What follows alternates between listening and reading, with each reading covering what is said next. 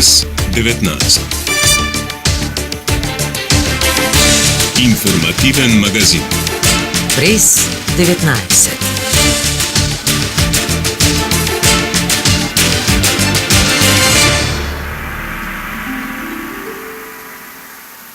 Добро вечер.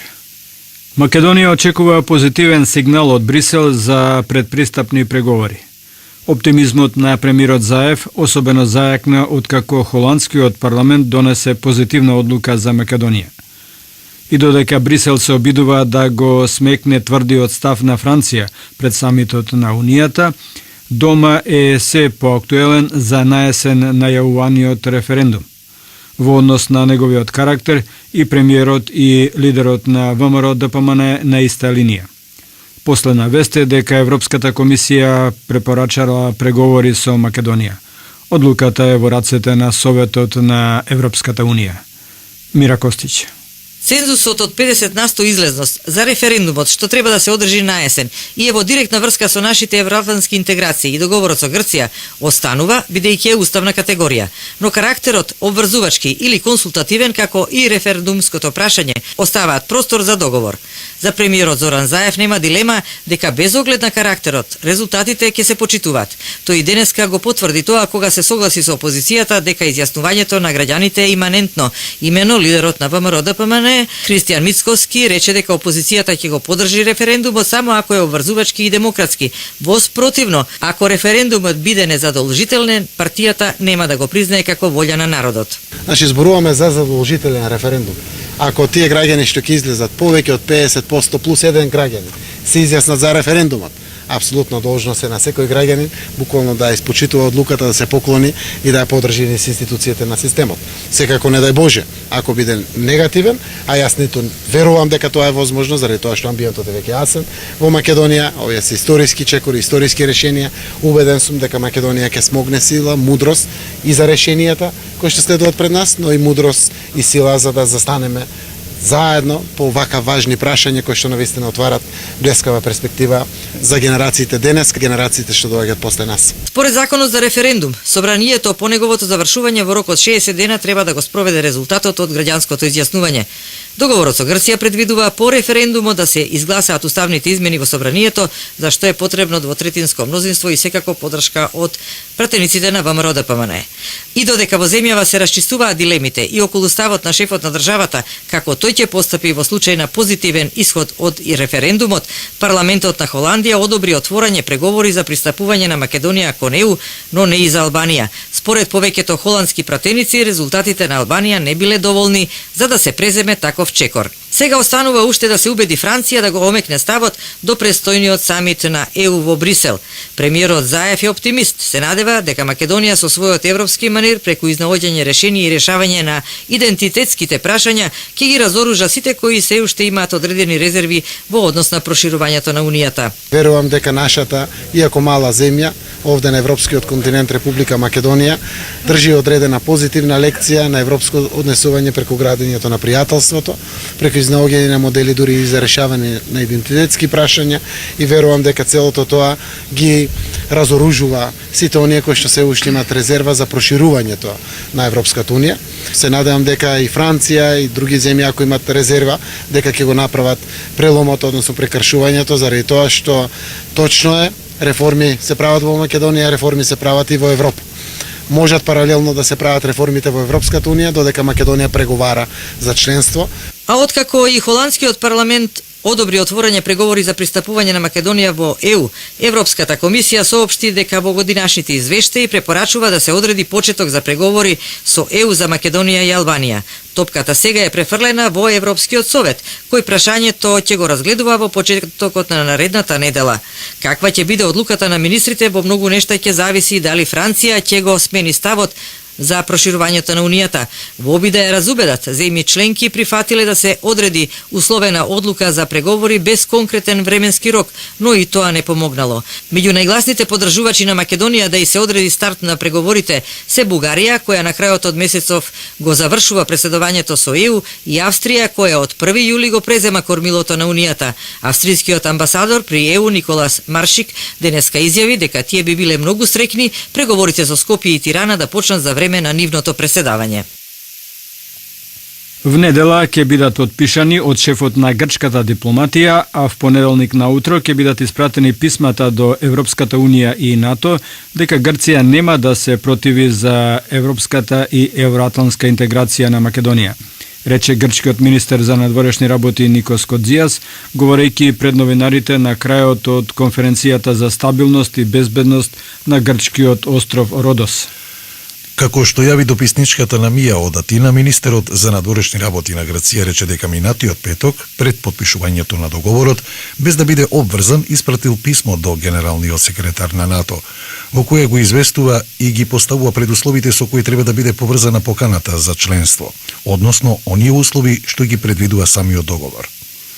Во однос на новите писма, Кодзијас потврди дека ја добил нотата од македонското МНР дека договорот беше ратификуван. Во мојата дипломатска канцеларија ги имаме од завчера подготвени писмата.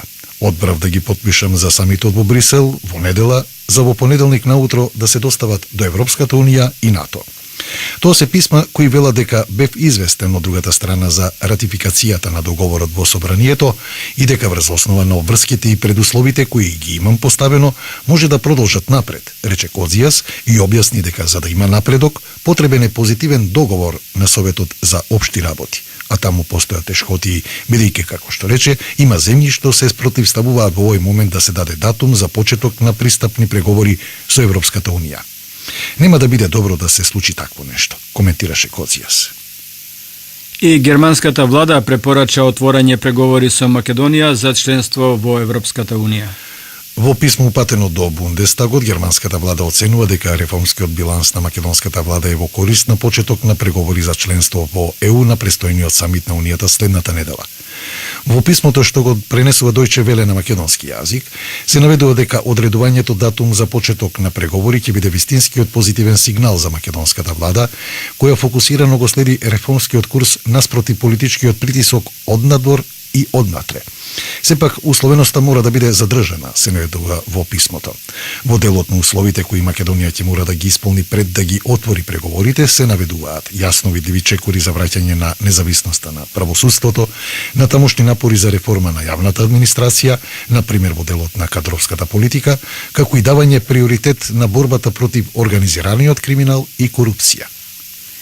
Холандија е најстрогиот критичар во поглед на проширувањето и исполнувањето на критериумите, а одлуката на нивното собрание е показател дека Македонија направи чуда, изјави министерката за одбрана Радмила Шекеринска по подпишувањето на договорот со Сојузот на борците за доделување простории во домот на Арама. Петар Серафимовски. Владата му отстапи простории на Сојузот на борците од Народно-ослободителната војна во домот на Арама. Председателот Никола Стојановски задоволен од договорот што го подпиша во Министерството за одбрана во присуство на ресорната министерка Радмила Шекеринска. Соработката со армијата имавме досега добра, ќе наставиме и натаму, а посебно благодариме што ни овозможи Министерството да добиеме простории во домот на армијата, каде што ќе можеме да наставиме соработувањето со сите државни организации и посебно со сите општински одбори кои ги имаме кај нас и со соседите. Многу е важно да имаме соработка по оваа линија, наша линија, боречка линија и на антифашистичката основа, за тоа што фашизмот па си покажува своји тенденции за развој, се гнезди насекаде, посебно таму каде што има сиромаштво, а ние сме тука некаде. Шекеринска потенцира дека континуитетот на оваа влада со борците ќе продолжи и нема да се заборави нивната самопожртвуваност. На новинарско прашање Шекеринска ја прокоментира и одлуката на собранието на Холандија кој даде зелено светло за почнување на преговори со ЕУ. Вие знаете дека Холандија е една од земјите која што секогаш била најстрога во поглед на проширувањето. Тие и давале поддршка на Македонија, давале поддршка на сите земји во Западниот Балкан, но биле особено строги во поглед на тоа кој ги исполнува критериумите.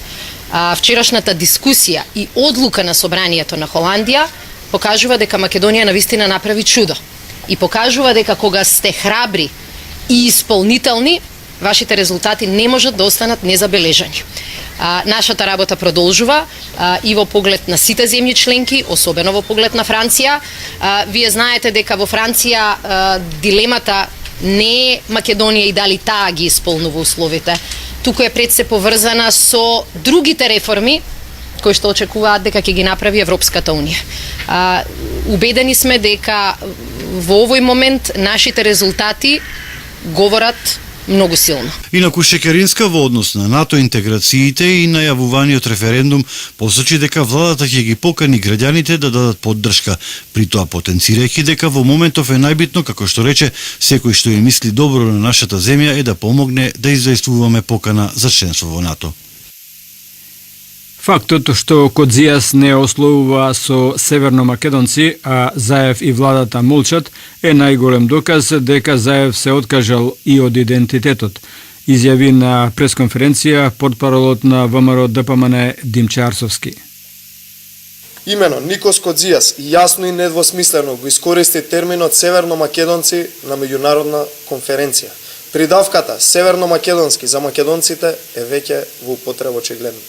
Колку Заев и да ја лаже јавноста дека забетонирал нешто, вистината говори дека со договорот е директно нарушен нашиот идентитет.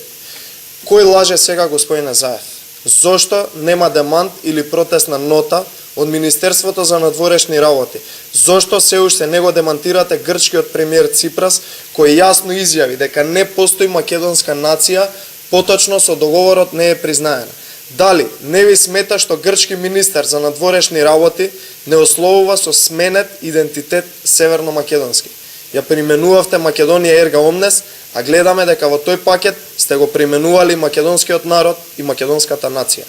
Со договорот направивте од готова вересија, односно надвор од резолуцијата на Обединетите нации преговаравте и го променивте нашиот идентитет. Од владата денеска реагира дека се уште немало одговор од председателот Ѓорги Иванов на писмото од владата испратено на 29 мај со предлог и канцеларијата на шефот на државава да ја прифати алатката за транспарентно, отчетно и одговорно владење, со што, како што се вели во соопштението, одбивал да ги информира граѓаните за неговите службени трошоци. При тоа во владиното соопштение појаснува дека преку алатката досега се објавени трошоците на премиерот, министрите, замениците министри, државните секретари и генералниот секретар на владата. Од кабинетот на председателот Иванов реагира со соопштение во кое се вели дека изминатите 9 години одговорно и на транспарентен начин располагаат со буџетските средства. Сите јавни набавки од кабинетот на председателот се извршени на максимално транспарентен начин и согласно со сите законски регулативи и се јавно достапни. Ова го потврдуваат и ревизорските извештаи, се вели во соопштението. Со оглед на тоа дека постојат механизми за проверка на финансиското работење на државните институции, кабинетот на председателот нема законска обврска да прифаќа дополнителни алатки, се вели во соопштението. Судот го прифати обвинението за настаните во собранието од 27 април 2017 година. Ке има судска постапка во која на обвинителна клупа ќе седнат пратеници, високи полициски функционери, актери, оперски пејачи и други лица. Јавното обвинителство поднесе обвинение против 30 лица. 28 лица се обвинети за кривичното дело терористичко загрозување на уставниот поредок и безбедноста, а 2 за помагање при вршење на кривично дело. Информација на Сузана Калчева. Обвинителниот акт поврзан со настаните од 27 април 2017 година кои се случија во Собранието на Република Македонија е одобрен во целост од страна на Советот за оценка на обвинителен акт, информираа од Кривичниот суд во Скопје. Советот за оценка при Одделението за гонење организиран криминал и корупција на Основниот суд Скопје 1 одржал затворена седница за оценка и по разгледување на сите приговори поднесени од одбраната и обвинетите, како и ценење на фактите и доказите приложени во обвинителниот акт, донел решение со кое го одобрил обвинителниот акт во целост. Тоа значи дека за настаните во собранието ќе се води судска постапка во која се обвинети пратеници, високи полициски функционери, актери, оперски пејач и други лица. Со одобрувањето на обвинението за кривичното дело терористичко загрозување на уставниот поредок и безбедноста, ќе им се суди на пратениците од опозицијата Крсто Муковски, Љубен Арнаудов, Јохан Тарчуловски, Сашо Василевски, Љупчо Димовски, на екс-министерот за внатрешни работи Митко Чавков, оперскиот пејач Игор Дурловски, режисерот Александар Дамовски и останатите учесници во настаните од 27 април. Јавното обвинителство во март годинава поднесе обвинителен акт против 30 лица. 28 лица се обвинети за кривично дело, терористичко загрозување на уставниот поредок и безбедноста, а 2 за помагање при вршење на кривичното дело. Откако ќе биде формиран кривичен предмет по обвинителниот акт и истиот согласно со АКМИ системот ќе биде распределен на натамошно постапување. Ќе биде закажан термин за главна расправа, а странките и јавноста ќе бидат благовремено известени, информираат од Кривичниот суд во Скопје. Спроведувањето на заклучоците на владата за политички монтираните случаи, донесени во мај годинава, беше тема на денешната конференција реформи во безбедносниот сектор, владење на правото и механизми за пристап до правдата. Снежана Трајчева. Побарањето на Комитетот за заштита на правата и други сродни здруженија кои се залагаат за преиспитување на политички мотивираните случаи, владата формира работна група за следење на постапувањето на барањата. Ние како Министерство за правда не смееме да се мешаме во работата на судот, рече заменик министерот за правда Оливер Ристовски. Мислам дека првиот чекор го направивме.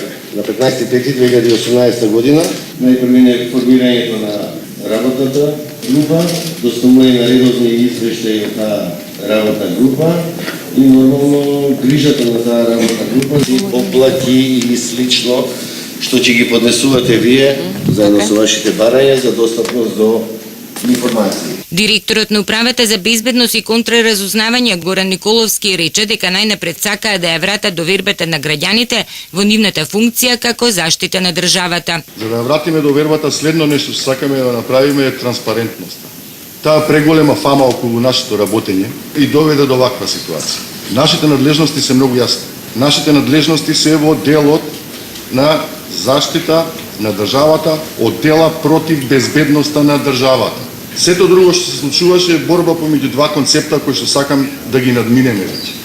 Тие два концепта се концепт на централизација на моќта и концепт на децентрализација на моќта. Државниот секретар на МВР Магдалина Несторовска рече дека не може да се врати правдата која е изгубена, а штетата што е направена финансиска, но и угледот на граѓаните е многу тешко. Оние кои што ја направија штетата и кои што ги заплеткаа работите да ги ставите сега во позиција таа институција, односно тие институции да понудат соодветно решење за надоместок на штетата и за условно речено за враќање на правдата. Несторовска смета дека треба да се реформираат сите институции, затоа што довербата се гради од првиот контакт на граѓанинот со полицаецот.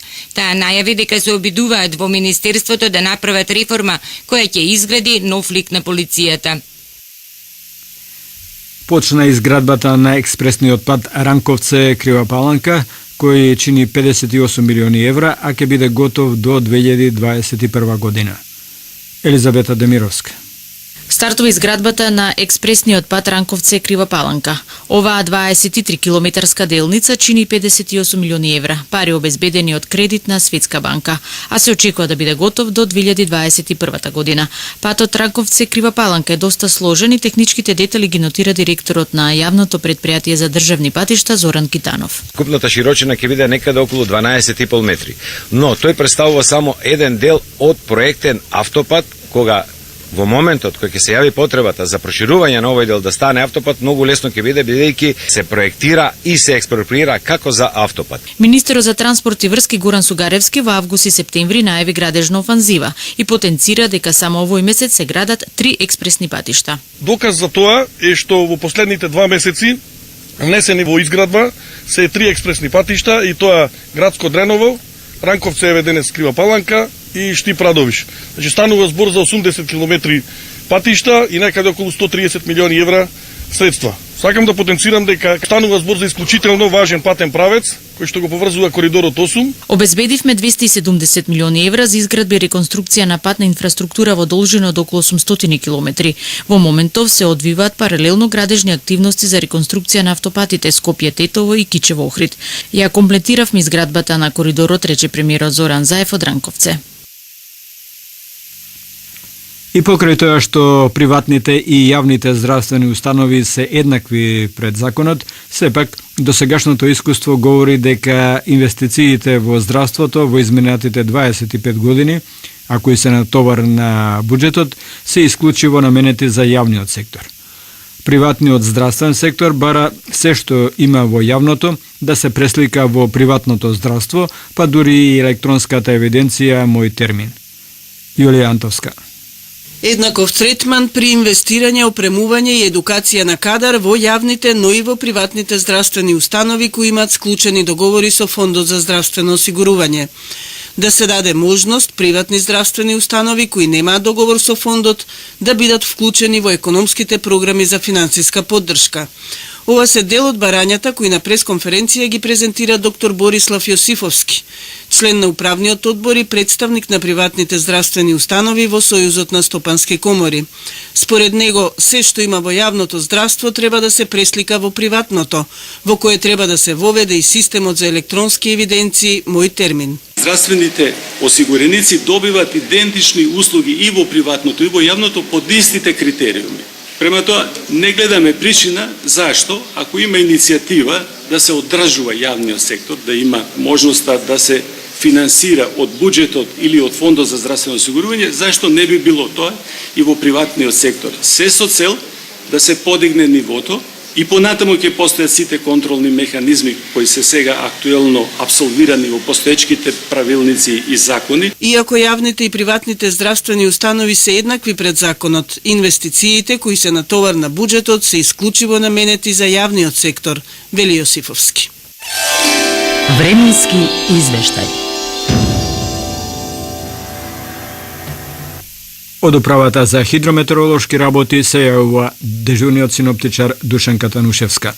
Поголемиот дел од Западна Европа денеска беше под стабилна и сува воздушна маса, па и времето беше стабилно и суво. Централните, југоисточните и источните делови од Европа беа под циклонски активности, влажни воздушни маси, па и времето насекаде беше нестабилно облачно со пороен дожд, грмежи и со засилен ветер, како и со појава на град.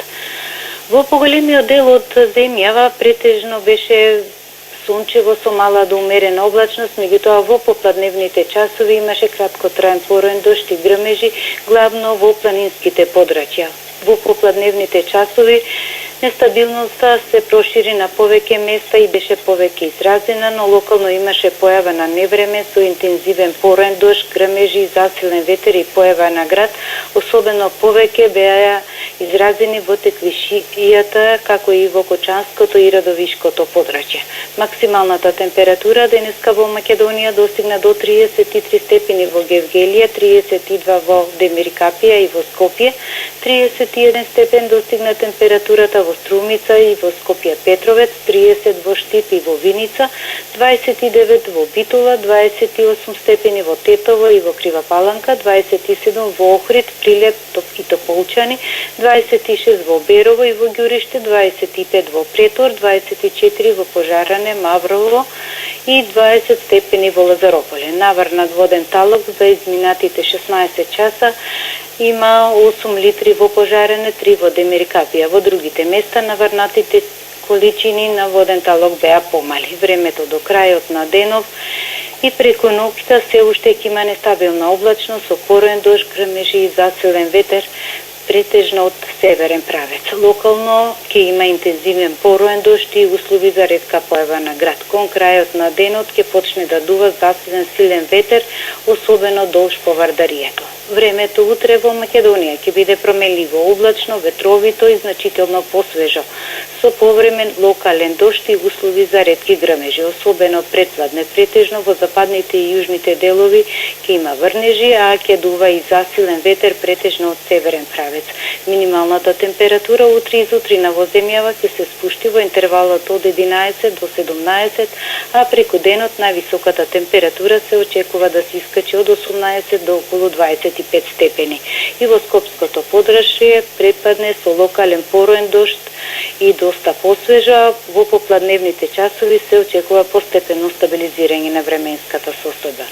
Ќе дува умерен до засилен северен ветер. Утринската температура ќе се спушти до околу 15, а дневната се очекува да достигне до околу 23 степени. Во наредните денови времето ќе биде облачно и посвежо со пообилни врнежи од дожд, особено повеќе ќе бидат застапени во западните делови на земјава. Од понеделник се очекува во поголемиот дел од земјава постепено стабилизирање на временската состојба. Информативен магазин. Прес 19. Прес 19.